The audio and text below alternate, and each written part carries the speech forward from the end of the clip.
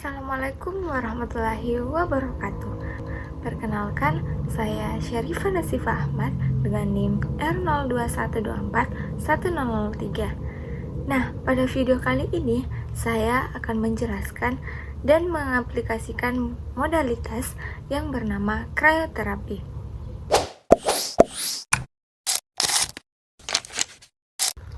Krioterapi adalah terapi fisik yang menggunakan suhu dingin untuk memodifikasi kondisi jaringan tubuh. Terapi ini bertujuan untuk mengurangi nyeri, inflamasi, dan edema, serta membantu proses pemulihan jaringan setelah cedera. Efek fisiologis dari krioterapi terjadi melalui vasokontraksi, penurunan metabolisme sel, dan perlambatan konduksi saraf sehingga dapat mengurangi nyeri dan ketegangan otot secara efektif.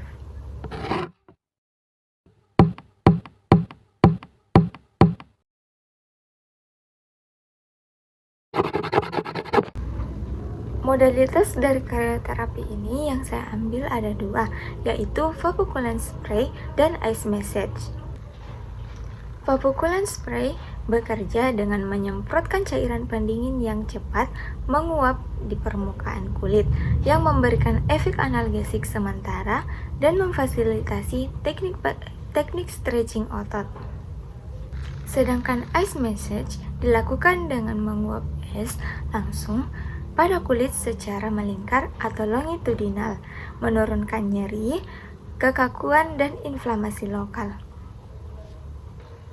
Nah, kedua modalitas ini memiliki karakteristik pendinginan yang berbeda, di mana Ice Massage memberikan efek lebih dalam dan lama, sedangkan Vapokulan Spray memberikan efek cepat dan superficial.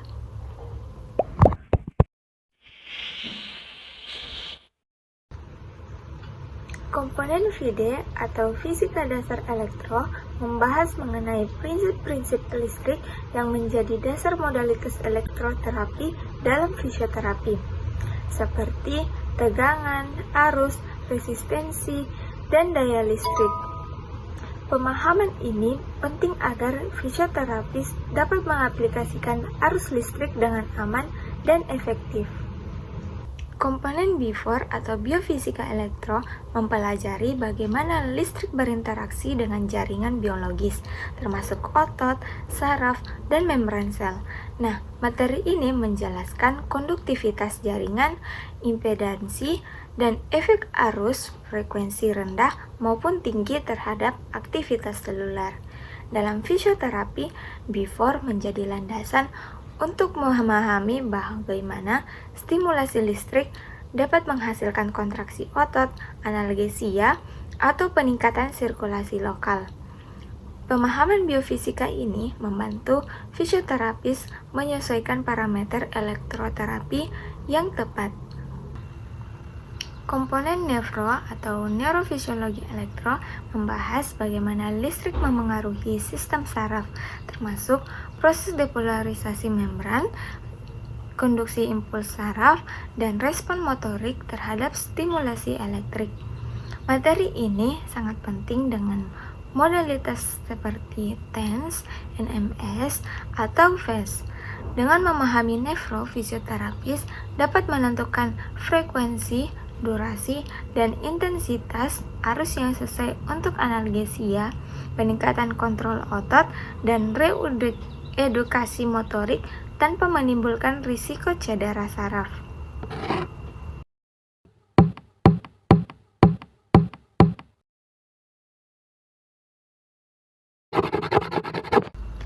Adapun indikasi dan kontraindikasi dari krioterapi.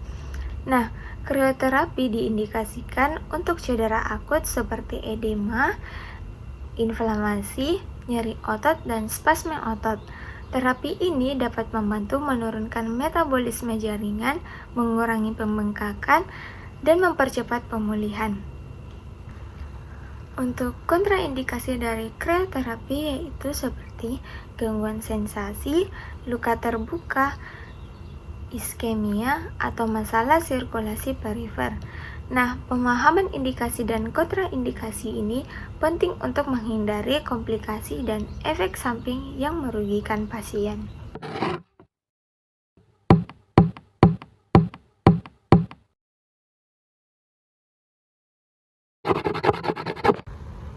Adapun efek terapeutik dari krioterapi ini, yang pertama ada analgesia atau pengurangan nyeri, di mana mekanisme penurunan kecepatan konduksi saraf perifer, pengurangan sensitasi reseptor nyeri, dan pengaruh pada refleks spinal, di mana ini hasilnya yaitu penurunan persepsi nyeri pada jangka pendek. Yang kedua yaitu pengurangan inflamasi dan edema yang lokal dan sistemik, di mana untuk mekanisme lokal yaitu vasokonstriksi awal dengan mengurangi permeabilitas kapiler dan pembentukan edema. Sedangkan untuk sistemik yaitu terlihat pada penurunan sitokin proinflamasi dan peningkatan sitokin pada antiinflamasi pada beberapa meta-analisis. Yang ketiga yaitu perubahan perfusi lokal dan metabolisme jaringan, di mana paparan dingin menurunkan metabolisme jaringan lokal atau menurunkan kebutuhan O2 dan menyebabkan pola vasokonstriksi diikuti vasodilatasi reaktif, di mana durasi dan suhu aplikasi memengaruhi efek akhirnya.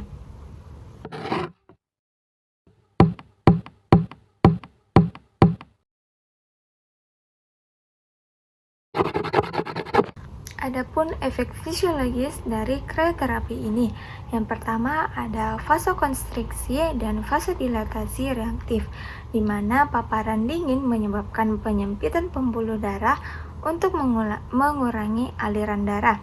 Lalu diikuti vasodilatasi reaktif untuk menjaga suplai oksigen, di mana ini dapat mengurangi edema dan mempertahankan homeostatis dari jaringan. Kemudian yang kedua yaitu penurunan metabolisme jaringan lokal, di mana dingin dapat menurunkan kebutuhan oksigen dan aktivitas enzim di jaringan. Ini dapat melindungi jaringan dari kerusakan sekunder akibat inflamasi dan hipoksia.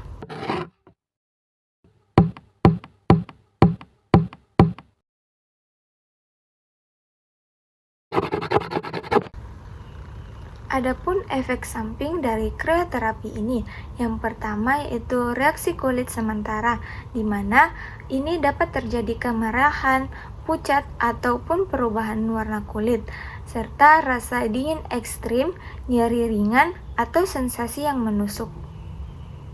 Yang kedua yaitu iritasi atau kerusakan jaringan, di mana ini dapat terjadi bila aplikasinya terlalu lama atau suhu terlalu rendah.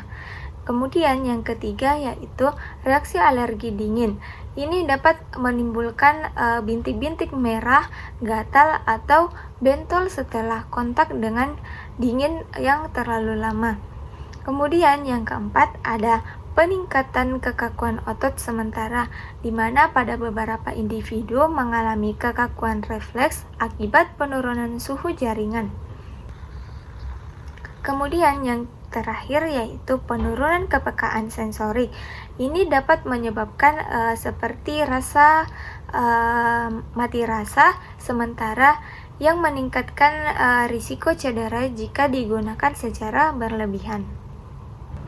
Adapun metode pengaplikasian dari krioterapi ini, yang pertama itu pada ice massage, di mana ice massage ini merupakan metode krioterapi yang menggunakan es padat sebagai media pendingin yang digosokkan langsung ke kulit pada area yang mengalami nyeri, spasme otot, ataupun inflamasi yang akut. Nah, pengaplikasian yang kedua yaitu pada Vapocolan spray ini dengan metode media semprotan pendingin cepat, di mana ini dapat menurunkan suhu kulit dalam waktu yang singkat melalui penguapan zat kimia volatil.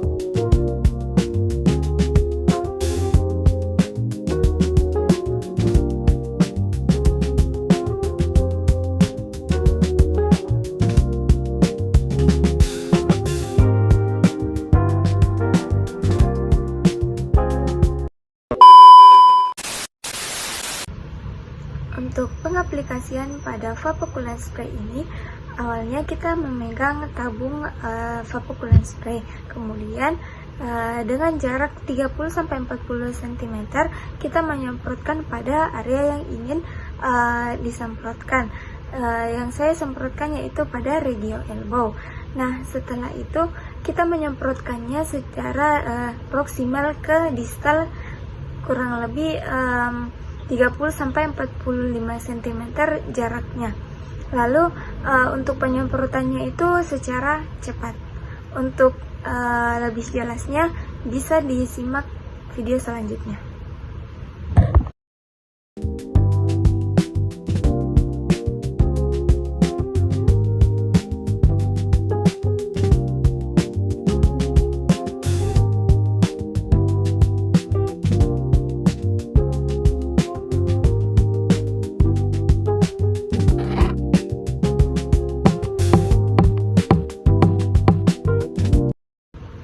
Untuk teknik pengaplikasian dari ice massage ini, yang pertama kita harus menyiapkan dulu esnya.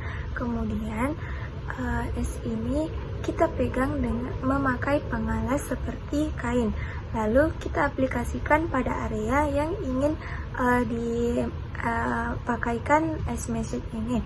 Seperti yang saya ambil yaitu pada regio elbow.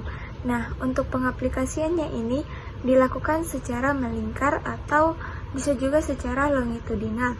Nah, setelah itu kita akan mengaplikasikannya itu selama 5-10 menit atau sampai terasa analgesia atau mati rasa.